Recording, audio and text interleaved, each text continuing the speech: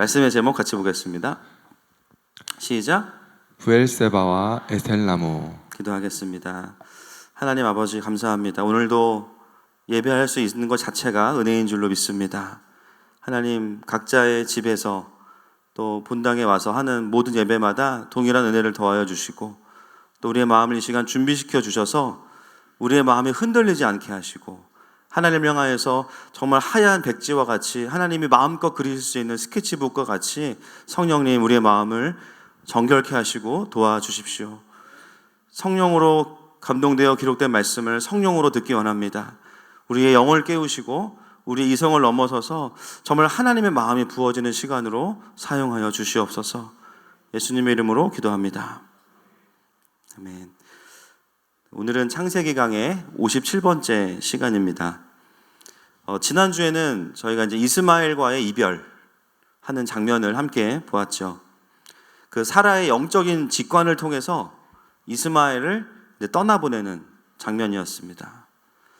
우리가 그 사건에서 보게 되는 것은 무엇이었냐면 하나님은 아브라함과 사라의 그 믿음의 연약함에 어떻게 보면 열매였던 이스마엘을 언약으로 인해서 떠나보내지만 사실은 그 이스마엘이 버려진다기보다는 하나님이 그 이스마엘도 신실하게 돌보시는 분이라는 것을 우리가 함께 보았습니다.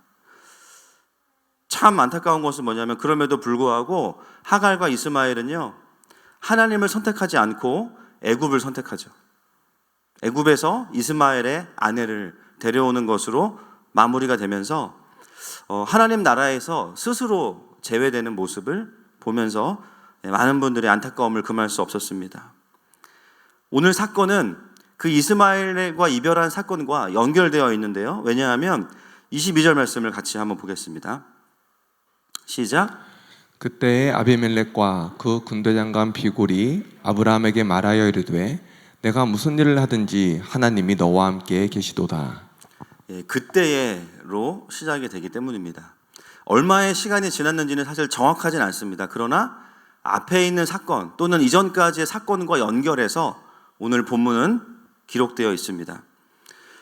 이스마엘과의 이별 후에요 2명의 사람들이 찾아오는데 한 사람은 누구냐면 그랄 왕, 사실 이제 블레셋인데요 그랄 왕 아비멜렉과 또 그와 함께하는 넘버 2 군대 장관 비골이 찾아옵니다.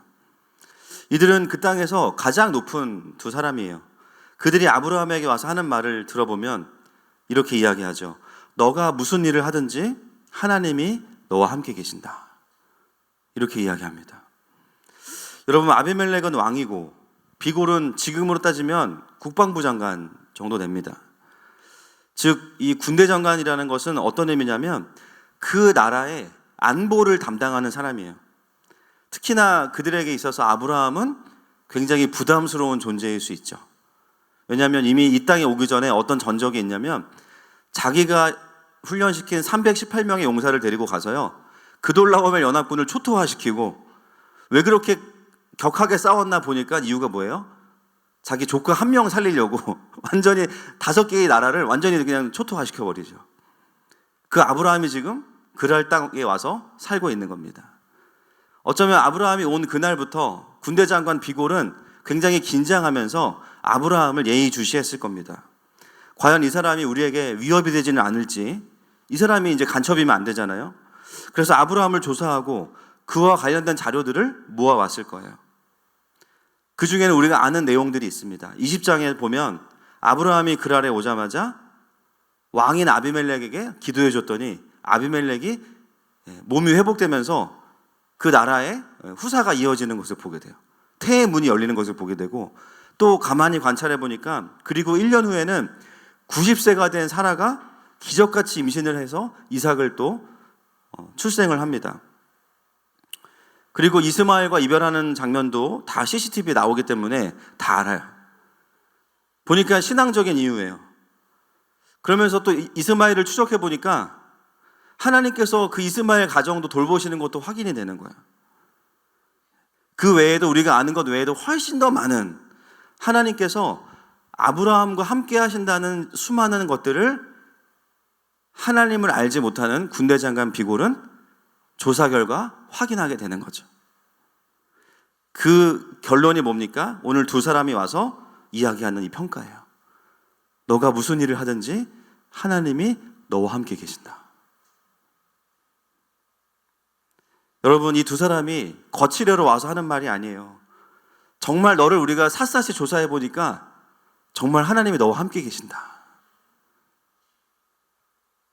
여러분, 오늘 22절의 기능은 뭐냐면 지금까지 최소한 그랄에서의 4년 동안에 아브라함의 신앙에 대한 평가입니다. 하나님이 너와 함께 계신다. 근데 그 평가를 누가 하고 있어요? 같은 신앙생활을 하는 공동체 사람이 할 수도 있지만 오늘 그 평가를 누가 하고 있습니까? 이방 민족의 가장 큰 우두머리 둘이 와서 그들의 객관적인 눈을 통해서 아브라함의 신앙의 여정을 평가해 주고 있는 거예요. 여러분, 우리의 신앙의 평가를 어떤 교회의 사역자들이나 또 목장 식구들을 통해서도 할 수 있지만 또 누구를 통해서 우리가 할 수 있을까요? 내 주변에 믿지 않는 사람들이죠. 내가 일하는 직장에서 예수님을 믿지 않는 직장 상사들이 와, 김 대리는 보니까 진짜 하나님이 함께 하시는 것 같아. 우리 박 차장은 내가 보니까 하나님이 함께 하시는 것 같아. 그 눈은 객관적인 눈입니다. 때로는 신앙생활을 하지 않는 우리의 가족들 중에 누군가가 우리에게 잘은 모르겠지만 엄마가 믿는 그 하나님은 엄마에게는 진짜 살아계신 것 같아. 때로는 우리의 자녀들이, 때로는 우리의 배우자가, 때로는 추석에 만난 친척들이 우리에게 그런 이야기를 할 수 있다는 거죠. 여러분, 우리가 오해하면 안 되는 것은요, 우리가 들어야 되는 평가가 우리의 어떤 완벽함이나 성실함에 대한 열매도 분명히 있어요. 그런데 오늘 본문의 평가를 잘 보시면 아브라함의 어떠함을 이야기하진 사실 않습니다. 분명히 아브라함은 시간이 지나면서 이전보다 더 착해지고 성실해지고 좋아졌을 거예요. 그리고 모든 그리스도인은 하나님 앞에서 성화돼야 됩니다. 할렐루야. 점점 더 우리에게 성령의 열매가 드러나야 돼요. 점점 더 온유해지고. 그러나 오늘 본문의 평가를 정확히 보면 사실은 아브라함의 초점을 맞춘다기보다는요, 아브라함과 함께 하시는 하나님을 이야기하고 있어요. 아브라함의 위대함보다는 아브라함과 함께 하시는 분이 하나님이시다라는 것에 초점이 있습니다. 여러분, 이 차이가 느껴지시죠? 우리가 세상과의 구별됨은 우리의 애씀 그 이상이라는 거예요. 사실 더 정확히 표현하면 우리의 연약함에도 불구하고 여전히 우리의 삶을 돌보시는 그 하나님이 드러나시는 겁니다. 여러분, 아브라함이 그랄 땅에 와서 다 잘했나요? 오자마자 거짓말하고, 거짓말도 작은 거짓말도 아니에요. 자기 아내를 누이라고 속이죠. 또 자기가 낳은 이스마엘을 추방시켜. 인간적인 것만 우리가 갖다가 자료를 모으면 아브라함 굉장히 나쁜 사람입니다. 그런데 하나님을 알지 못하는 두 우두머리들도 아브라함의 삶을 종합적으로 보면서 어디까지 확인하게 되냐면, 그럼에도 불구하고 아브라함과 동행하시면서 아브라함의 인생 가운데 일하시는 하나님을 보게 된 것이죠.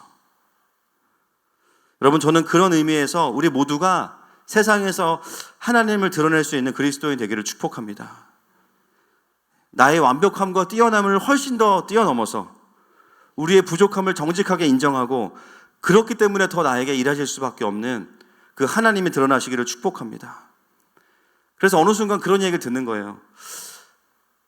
다른 사람들을 보면 신앙생활을 되게 부담스럽게 하는데 김 대리를 보면 나랑 그렇게 안 다른 것 같은데 근데 하나님이 일하신다는 거예요. 그래서 나도 교회를 한번 가봐야겠다 생각이 든다는 거예요. 부담이 없으니까. 여러분, 우리의 삶을 볼 때 우리의 어떠함을 넘어서서 정말 하나님의 살아계심이 더 드러나길 축복합니다. 23절 말씀 넘어가겠습니다. 시작. 그런즉 너는 나와 내 아들과 내 손자에게 거짓되이 행하지 아니하기를 이제 여기서 하나님을 가리켜 내게 맹세하라. 내가 내게 후대한 대로 너도 나와 내가 머무는 이 땅에서 행하여 보이라. 아멘. 아브라함을 향한 리더들의 결론이 났는데요, 그들이 찾아온 목적을 우리가 이제 확인할 수 있죠. 하나님이 아브라함과 함께 하시니까 어떻게 하자는 거예요?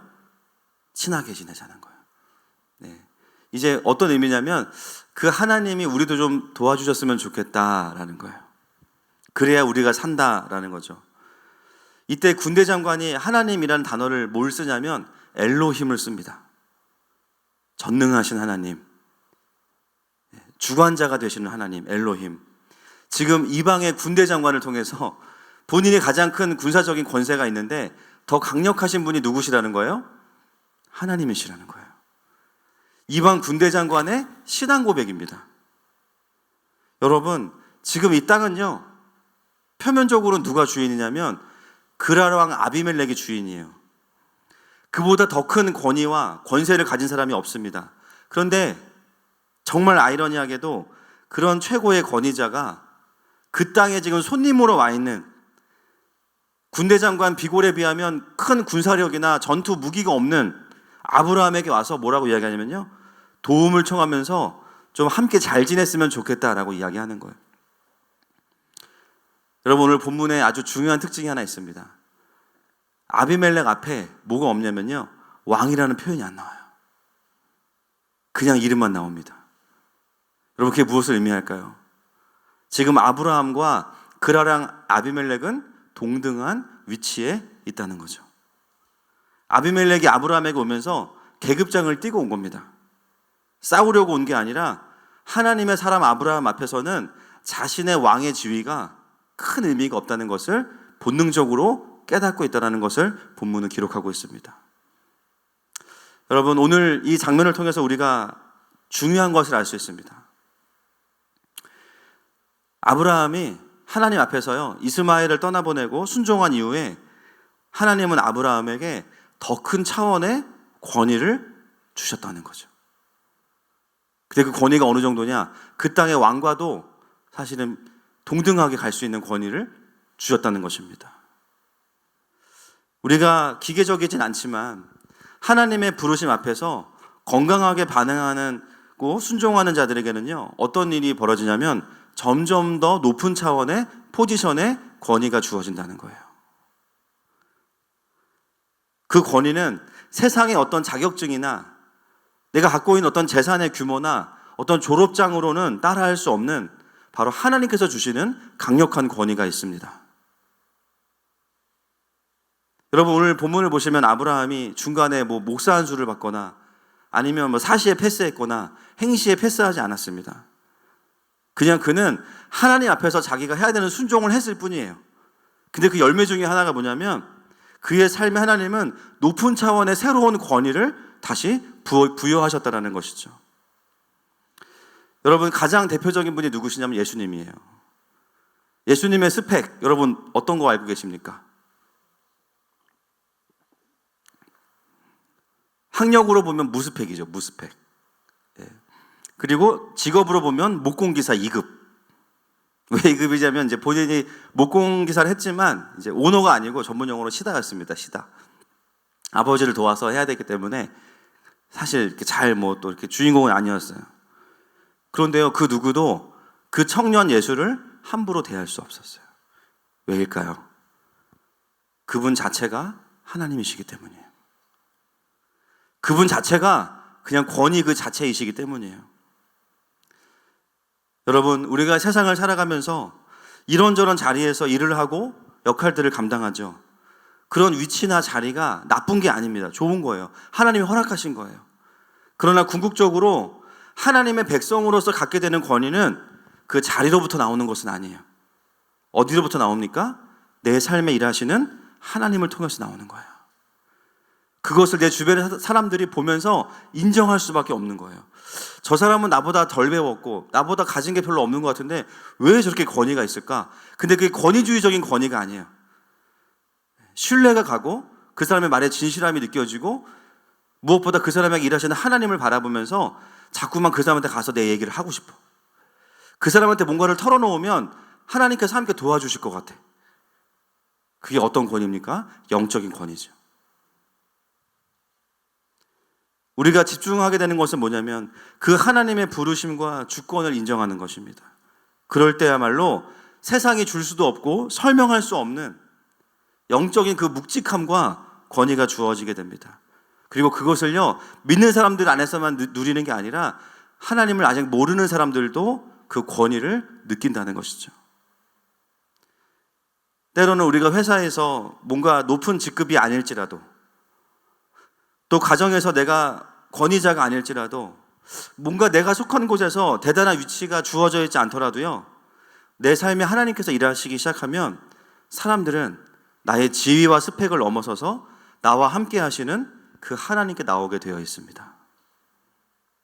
그러니까 어떤 일이 벌어지냐면 사장님이 직원이 나한테 와서 기도 부탁을 하는 거예요. 지금 회사가 너무 어려운데 내가 박 대리를 보니까 진짜 하나님이 계신 것 같다고, 나를 위해서 또 회사를 위해서 기도해 달라고. 또 때로는 부모님이 신앙생활을 안 하시지만 가정에 너무 힘들고 어려운 일이 생기면 신앙생활을 하고 있는 나에게, 막내인 나에게 와서 아들 기도하고 있지? 딸 기도하고 있지? 그러면서 용돈도 막 30만 원씩 주고 할렐루야? 뭐 그런 일들이 일어나는 거죠. 이미 많은 분들이 그것들을 경험하고 계시죠.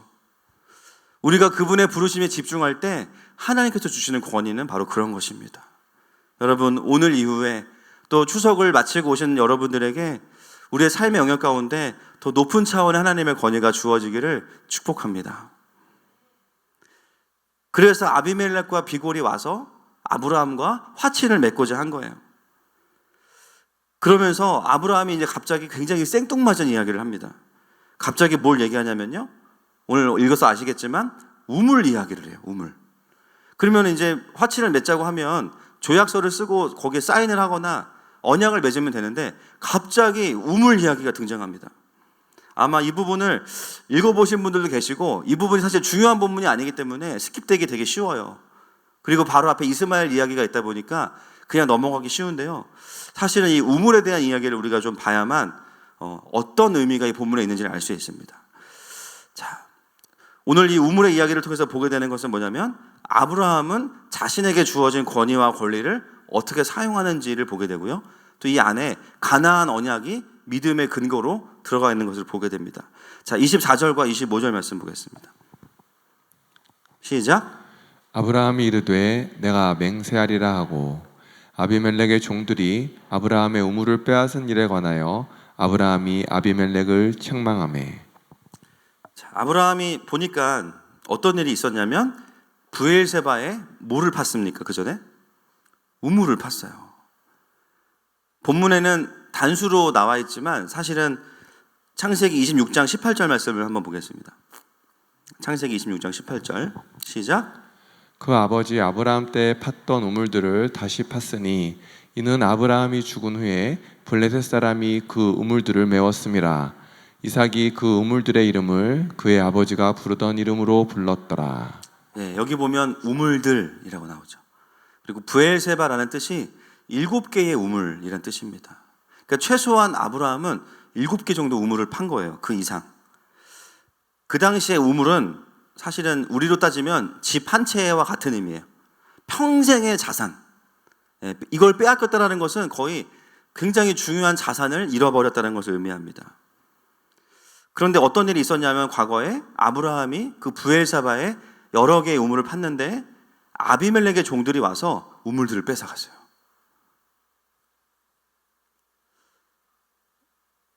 많은 신학자들이 이 부분을 해석하면서 아브라함의 권리 포기로 해석을 하는 경우가 많이 있습니다. 아브라함이 양보했다. 물론 그런 측면도 있어요.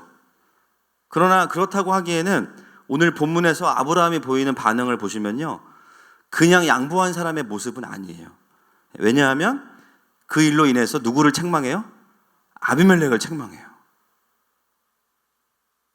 책망하다는 뜻이 뭐냐면 꾸짖다. 윗사람이 아랫사람을 꾸짖다라는 단어를 쓰고 있습니다. 만약에 아브라함이 쿨하게 우물을 양보했다면 굳이 오늘 책망할 이유가 없어요. 이미 그걸 잊어버렸으니까. 근데 책망했다는 건 뭐예요? 마음에 남아있다는 거죠. 그래서 단순한 권리 포기로는 볼 수가 없습니다. 그러면 권리 투쟁을 했었나? 우물을 빼앗기는 과정에서 막 용역들이 들어오는데 그 앞에 누워가지고 우물을 가져가려면 나를 밟고 가라. 그리고 막 소송하고 막 자기 병사들 데리고 와서 막 전쟁하고 그랬나요? 권리 투쟁은 더더군다나 안 했습니다. 왜냐하면 26절에 보니까요, 아비멜렉이 이르되 누가 그리하였는지 내가 알지 못하노라. 너도 내게 알리지 아니하였고 나도 듣지 못하였더니 오늘에야 들었노라. 아브라함이 권리투쟁을 했다면, 우물을 다시 찾으려고 노력했다면 비골이나 아비멜렉이 알았을 겁니다. 그리고 아브라함이 직접 아비멜렉에 이야기했을 거예요. 안면이 있으니까. 그러나 아브라함은 그렇게 하지 않았습니다.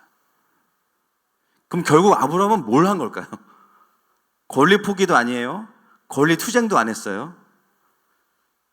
여러분, 아브라함을 제가 연구하면서 깨달은 게 있어요. 아브라함은 뭐 이렇게 특출나게 잘하는 게 없어요. 좀 죄송한데 나중에 천국에서 좀 사과를 미리 드리는데, 이게 특출나게 뭐 막 잘하는 게 별로 없어요, 보면. 근데 유일하게 잘하는 게 하나 있어요. 뭘까요? 기다리는 거예요.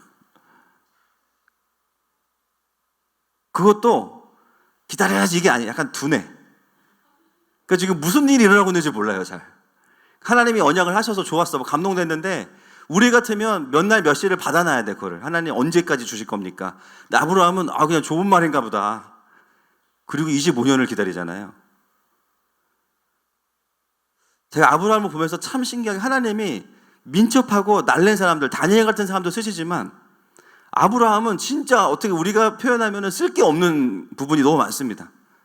우유부단하고 민첩하지도 못하고 영민하지도 못하고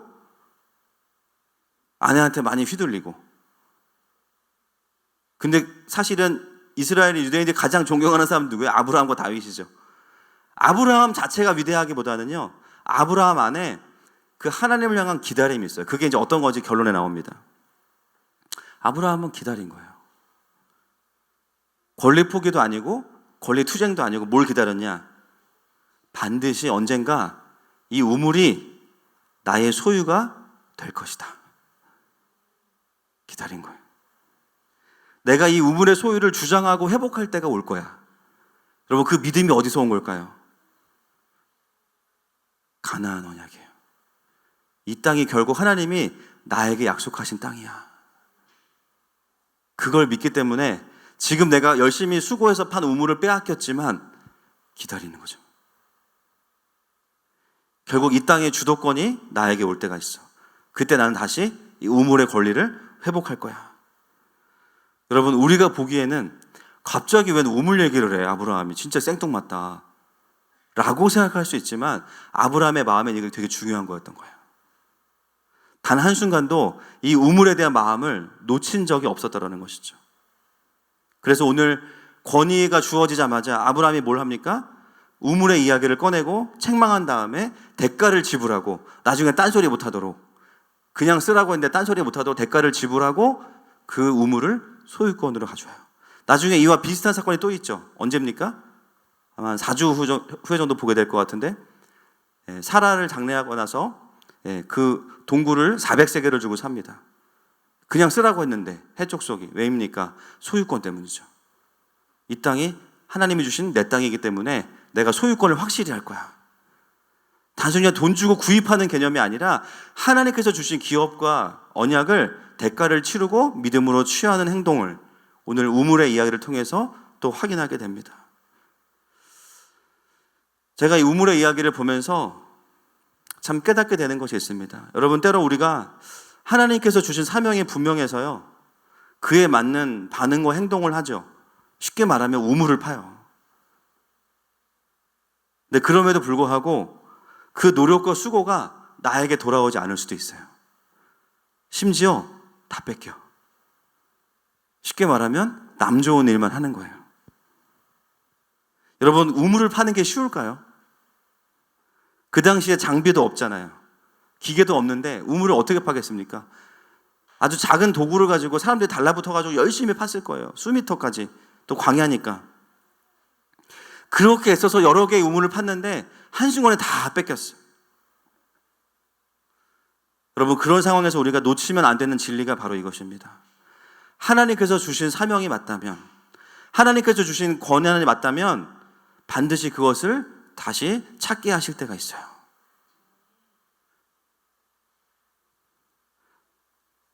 그래서 우리는 그것을 아까워하는 것에 마음을 쓰는 게 아니라 지금 해야 될 순종과 그 언약을 지키는 것에 마음을 쓰는 게 중요합니다. 아브라함은 이걸 목표로 살아오지 않았어요. 그냥 오늘 나에게 말씀하시는 하나님, 오늘 내가 드려야 될 주대심, 오늘 내가 인정해야 되는 주권, 그 언약을 언약으로 지키는 것에 자기의 마음을 쏟고 어떤 대가를 치르든지 간에 그걸 지키면서 그냥 살아왔을 뿐입니다. 이때쯤 되면은 아비멜렉이 찾아오겠지? 계산하지 않았어요. 아브라함을 통해서 우리가 도전받는 게 있다면 그 기다리는 은사입니다. 그냥 이스마엘을 떠나보내야 될 때 떠나보내고 고심했지만 하나님의 부르심의 자리에 있다 보면 어느 순간 하나님께서 주신 권리가 다시 나에게 돌아오는 경험을 하게 되는 것이죠. 그렇기 때문에 지금 내가 권리를 잠시 내려놓는 것은 가능할 수 있다는 거예요. 왜요? 하나님의 때가 있기 때문에. 그리고 기다리게 되는 거죠. 여러분, 뭔가 내가 그리스도인으로 살면서 우물도 잘 파는 것 같은데 뭔가 그게 나를 위한 게 아니고 남을 위한 일인 것만 같다고 느껴지십니까? 그래서 때로는 낙심도 되고 때로는 좀 나의 소유를 주장하고 싶을 때가 있으시죠? 너무 아까워하지 마세요. 너무 내 소유인 것을 증명하려고 투쟁할 필요도 없습니다. 그 우물 좀 남들이 먹어도 괜찮은 거예요. 여러분, 그리스도인의 권리 포기는 권리를 주시는 분이 하나님이신 것을 믿기 때문에 불필요한 싸움을 하지 않는 겁니다. 할렐루야. 포기도 아니고 투쟁도 아니에요. 권리를 유보하는 거예요. 많은 분들이 권리 포기를 어떻게 생각하냐면 불교의 무소유와 같은 개념으로 생각하시는 분들이 너무나 많아요. 뭔가 가지면 안 돼. 죄책감을 갖고 너무 막 내려놓는 쪽으로만. 물론 때로는 우리가 더 연약한 자들을 위해서 절제하고 우리의 권리들을 다 채우지 않아야 될 때도 있습니다. 저도 집에서 아내가 사놓은 맛있는 빵들이 많이 있는데요, 반강제로 권리 포기를 당합니다. 사실 제가 더 약자예요, 보면. 그럼에도 불구하고 차서연 씨 때문에 어쩔 수 없이 권리 포기를 해요. 여러분, 권리 포기가 나쁘다는 게 아니에요. 오늘 본문은 그 권리 포기보다 훨씬 더 강력하고 본질적인 얘기를 하고 있는 거예요. 우리가 권리 포기를 마치 내려놓는 쪽으로만 생각하면, 무소유로만 생각하면요, 여러분 회사에서 그냥 가만히 있어도 연차가 되면 진급을 하잖아요. 진급 안 하셔야 됩니다. 그러면 진급 안 하셔야 돼요. 부장에서 차장, 차장에서 과장으로 내려가셔야 돼요. 불가능해. 부장이 아니니까 일단 지금 그렇죠. 가정에서도 부모에서 자녀로 내려가셔야 됩니다. 3년 뒤에 제가 서율이한테 아빠라고 불러야 됩니다. 연봉도 매년 낮춰야 돼요, 무조건. 언제까지? 빵원이 될 때까지. 좋은 집 당연히 살면 안 돼요. 매년 평수를 반평이라도 줄여서 가셔야 됩니다. 많은 사람들이 그리스도인의 권리 포기를 불교의 무소유의 개념으로만 너무 이해하시는 부분이 있어요. 오늘 본문은 그보다 훨씬 더 강력한 얘기를 해요. 아브라함이 그렇게 우물을 가지고자 했고 권리를 회복하고자 했던 이유가 오늘 본문 후반부에 나오는데요. 여러분이라면 이 우물을 획득하시고 나서 어떻게 하실 것 같으세요? 저도 생각을 해봤어요. 야, 내가 그렇게 공들여서 판 우물을 다시 찾았어. 저는 일단 그 계급장 띄고 목사 띄고 생각해보면 엄청난 로또를 맞은 거죠. 여러분, 광야에서 7개의 우물을 가졌다는 것은 엄청난 업장을 얻은 겁니다. 할렐루야. 저 같으면 걷다가 탁 텐트를 쳐놓고 이 물은 그냥 우물이 아닙니다. 이 물 한번 잡숴봐. 90세 할머니가 아이를 낳아. 할렐루야. 그러면서 그냥 우물, 아브라함의 우물이에요, 이거는. 그 땅에 살고 있는 블레셋 사람들 전부 다 이 나라의 왕이 이 아브라함 기도받고 자녀가 생겼어. 이 우물 1리터당 10만 원씩. 그리고 아브라함 안수기도 100만 원, 110만 원. 깎아서 100만 원에 합시다. 패키지. 돈 되지 않을까요? 그런데 여러분, 아브라함은요, 왜 그렇게 우물을 확보하고자 했는지를 후반부에 아주 짧지만 그냥 지나갈 수 있지만 이 한 절의 말씀을 통해서 우리에게 이야기하고 있습니다. 32절 보겠습니다. 32절, 2절이네. 33절까지 시작. 그들이 브엘세바에서 언약을 세우매 아비멜렉과 그 군대장관 비골은 떠나 블레셋 사람의 땅으로 돌아갔고 아브라함은 브엘세바에 에셀나무를 심고 거기서 영원하신 여호와의 이름을 불렀으며. 이게 뭐 대단한 일인가 이렇게 생각하실 수 있는데요. 아브라함이 우물을 얻고 나서 두 가지를 해요. 첫 번째가 뭐죠? 우물 곁에 나무를 심어요. 에셀나무. 제가 에셀나무를 좀 조사해 봤습니다. 사진 좀 보여주세요. 이 에셀나무는요, 보통 10m에서 20m까지 자라는 나무인데요. 이렇습니다. 나무인데 엄청나게 넓게 퍼지는 나무예요. 자라면서. 여러분, 나무가 넓게 퍼지면 뭐가 커지죠? 그늘이 커져요.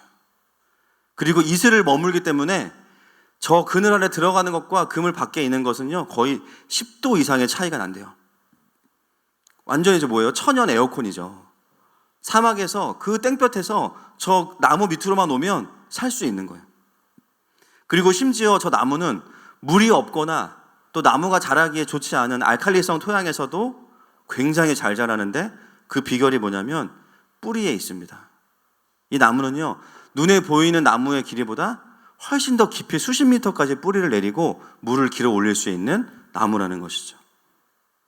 그래서 에셀나무는 이 이스라엘 사람들에게는 광야에서 엄청난 쉼의 나무인데 우리로 따지면 휴게소와 같은 거예요. 여러분, 아브라함은 왜 우물 곁에 우물을 획득하자마자 에셀나무를 가장 먼저 심었을까요? 이 마음이 언제 생겼을까요? 21장 14절 말씀 보겠습니다. 시작. 아브라함이 아침에 일찍 일어나 떡과 물 한 가죽 부대를 가져다가 하갈의 어깨에 메어주고 그 아이를 데리고 가게 하니 하갈이 나가서 브엘세바 광야에서 방황하더니 15절까지. 가죽 부대에 물이 떨어진지라 그 자식을 관목 덤불 아래에 두고. 보이십니까? 이스마엘을 보내고 이스마엘이 물이 없어서 죽을 뻔한 곳이 어디냐면 브엘세바입니다.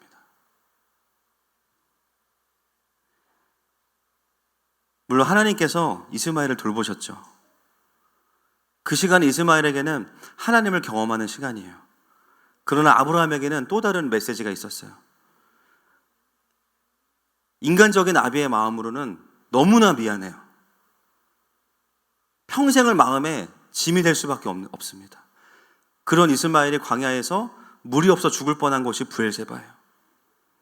물론 하나님이 이스마엘을 구원하셨지만 그러나 그 이후부터 아브라함의 마음 가운데에는 브엘세바에 대한 빚진 마음이 있는 거예요. 또 다른 동기부여로 아브라함의 마음이 확정됩니다. 브엘세바에서 물이 없어서 방황하는 사람들을 볼 때마다 아브라함은 누구를 떠올릴까요? 이스마엘을 떠올립니다. 하나님이 모든 사람들을 다 그렇게 만나주시진 않아요. 실제로 어떤 사람들은 거기서 죽기도 하고 생명을 잃기도 하겠죠. 우물을 획득하자마자 아브라함은 돈을 벌 궁리를 한 게 아니라 제일 먼저 뭐 했냐면 그 광야에서 방황하는 수많은 사람들이 와서 쉴 수 있는 큰 에셀나무를 거기에 심습니다. 그 마음이 어떤 마음이냐면 아버지의 마음이에요. 사람들이 멀리서도 이 우물을 찾을 수 있도록 하고 반드시 사람들이 쉬어갈 수 있도록 물을 마시고 그늘 아래서 몸을 좀 식힐 수 있도록 하는 구조를 만든 그 일이 바로 에셀나무를 심은 겁니다. 그 마음이 뭐예요?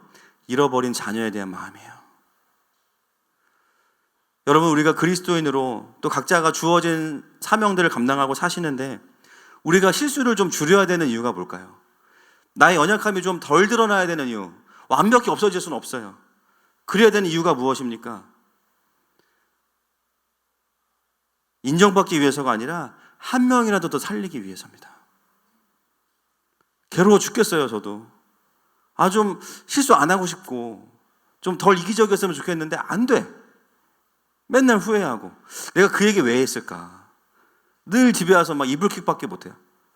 저녁 묵상은 주로 이불킥. 우리가 이 땅에서 구원받고 나서 바로 천국에 가지 않고 이 땅에서 살아 숨쉬고 움직이는 이유가 무엇일까? 다른 것이 아닙니다. 한 명이라도 더 살리고자 하시는 하나님 아버지의 마음을 받았기 때문이에요. 직장에서도 마찬가지고요. 가정에서도 마찬가지죠. 하나님께서 주신 권리와 권위를 사용해서 다른 사람을 누르고 막 혹사시키는 게 아니에요.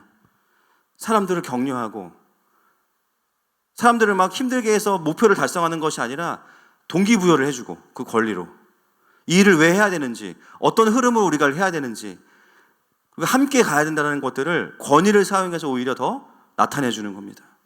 그리고 나보다 연약한 사람, 아랫 사람들의 실수가 있으면 성장하도록 훈련해 주고 책임져 주는 거.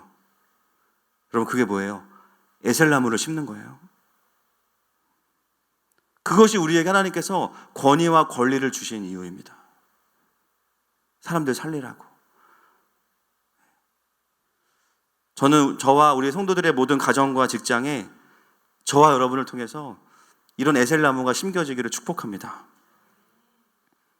아브라함 그래서 에셀나무를 심은 거예요. 그리고 나서 두 번째 뭐 했죠? 여호와의 이름을 불러요. 경배입니다. 이건 제단이죠, 제단. 그 경배할 때 어떤 하나님을 경배합니까? 이름 너무 중요해요. 영원하신 하나님.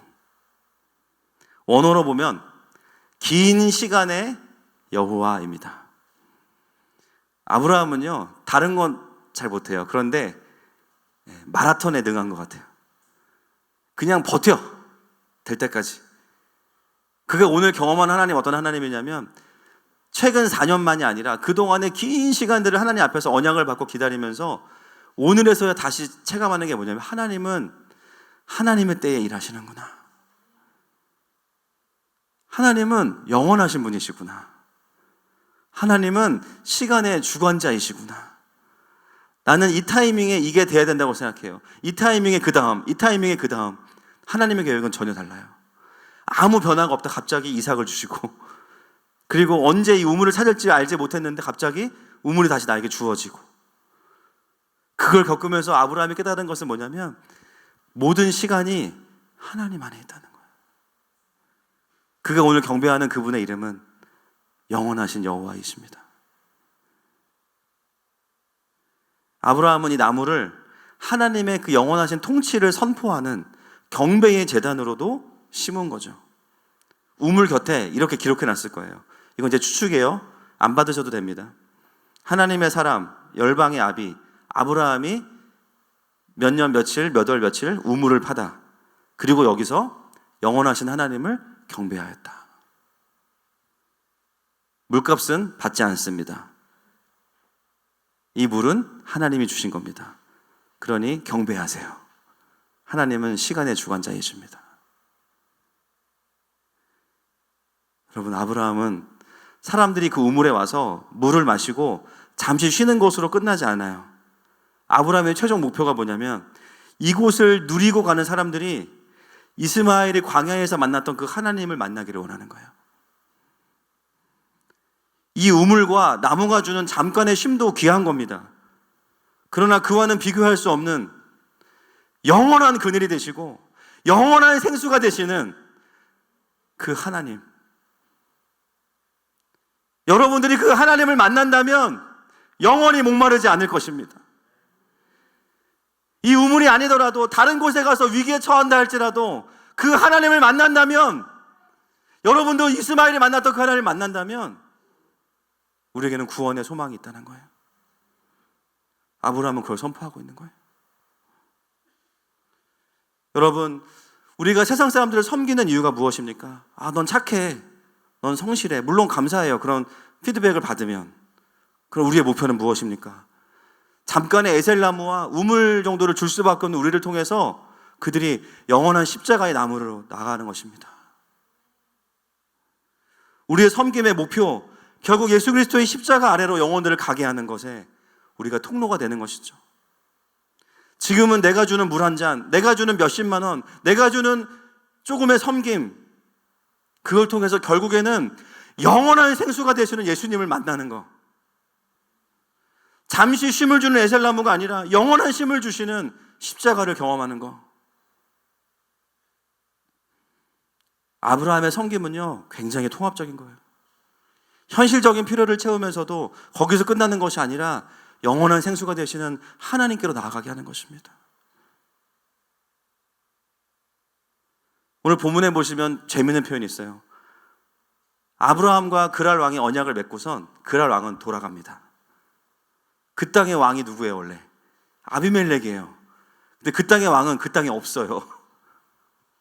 근데 그 땅에 왕이 없는 그 땅에 하나님의 통치를 선포하는 제단이 세워졌다는 것은 뭐냐면 그 땅의 진짜 왕은 만군의 여호와 하나님이시라는 거죠. 왕은 그 땅에서 방황하는 백성들을 돌보지 못하지만 인간의 왕은, 그러나 하나님은 그 땅에서 방황하는 백성들을 돌보시는 하나님, 졸지도 주무시지도 않으시는 하나님, 쉬지도 않으시는 하나님, 그분이 바로 이 땅의 주인이시다.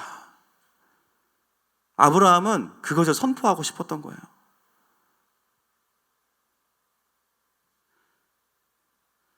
여러분, 하나님은 우리를 하나님의 형상으로 만드셨고 하나님의 권세를 주셨습니다. 세상을 정복하고 다스리라고, 섬기라고 주셨어요. 그것이 우리에게 처음 주신 명령이자 가장 상위 명령이죠. 복음은 무엇입니까? 그런 우리가 타락해서 하나님의 형상을 잃어버리고 그렇게 섬길 수 없는 우리에게 예수님이 찾아오셔서 우리를 구원하셨고 다시 그 사명을 이룰 수 있도록 우리를 회복하신 사건이 복음 사건입니다. 결국 우리는 회복되어서 그 삶을 또 살아가야 돼요. 그런 우리의 삶의 가장 중요한 것은 단순한 권리 포기를 통한 무소유가 아니라 하나님께서 주시는 권위와 권리를 가지고 세상에 에셀나무를 심고 영원하신 여호와의 이름을 부를 수 있는 제단을 세우는 겁니다. 만물이 그로 말미암았고 그를 위하여 창조되었기 때문에 이 땅을 행복하게 할 수 있는 유일한 방법, 모든 자들이 왕 되신 하나님을 바라보고 그분을 경외하게 하는 것이죠. 그래서 이스라엘 사람들에게는요, 에셀나무가 통치의 상징이 된 겁니다. 통치의 상징. 사무엘상 22장 6절 말씀 보겠습니다. 시작. 사울이 다윗과 그와 함께 있는 사람들이 나타났다 함을 들으니라. 그때 사울이 기브아 높은 곳에서 손에 단창을 들고 에셀나무 아래에 앉았고 모든 신하들은 그의 곁에 섰더니. 아멘. 사울뿐만 아니라 중요한 회의들은 다 여기서 합니다. 일단 시원해요. 분위기 좋은 카페에서 회의하는 거죠. 하나님의 통치의 상징이에요. 사울이 있던 곳은 산악지대이기 때문에 에셀나무가 자생하지 않는 곳이래요. 그 말은 뭐냐면 에셀나무를 비싼 돈 주고 운반해가지고 심었다는 얘기예요. 그리고 그 아래에서 항상 중요한 회의들을 했다는 거죠. 그래서 이스라엘 사람들은 에셀나무를 뭐라고 부르냐면 거룩한 나무, 거룩할 성 나무목, 성목 이렇게 불렀다고 합니다. 여러분 오해하지 마세요. 저는 별성자의 화목할 목입니다. 저는 이단으로 몰리고 싶지 않습니다. 거룩한 나무, 에셀나무. 본문에는 5글자에 불과하지만 사실 에셀나무라는 자체가 4글자에 불과하지만 이런 깊은 의미들을 가지고 있는 거죠. 말씀의 결론을 좀 맺으려고 합니다. 찬양팀 나와주시고요. 여러분 오늘 우리에게 특별히 오늘 이 시간에 하나님께서 이 스토리를 들려주시는 이유가 무엇일까요? 여전히 내가 보기에 세상은 아비멜렉의 주인으로 보입니다. 회사를 가도, 가정에 있어도, 어디를 가도 때로는 그 속에서 내가 하나님 나라를 위해서 순종하고 헌신하는 게 무슨 의미가 있을까? 열매 맺지 못하고 뺏기는 것 같이 느껴집니다. 그러나 오늘 그런 우리의 삶을 향해서 하나님 말씀하시는 거예요. 우리가 하나님 앞에서 동행하고 그분 앞에 순종하며 살아갈 때 우리에게 새로운 차원의 권위를 주십니다. 우리는 그 권위를 받아서 사람을 살리는 에셀나무의 구조를 만들고요. 더 나아가 그들을 복음으로 초청하고 하나님의 통치를 선포하는 제단을 세워내는 자들이 바로 저와 여러분인 줄로 믿습니다. 여러분 하나님은 그러한 방식으로 이 땅에서 우리의 삶의 기업들을 하나하나 가나안 땅을 점령하듯이 우리에게 돌려주시는 겁니다. 여러분 오늘 함께 우리가 기도할 텐데요, 먼저는 영원하신 여호와의 이름을 좀 우리가 먼저 불렀으면 좋겠어요. 시간의 주관자가 되시고 나의 삶의 알파와 오메가가 되시고 내 인생뿐만 아니라 이 온 열방의 시작과 나중 되시는 그분의 이름, 그분의 이름을 이 시간에 함께 먼저 경배하고 기도로 자리로 나아가십시다.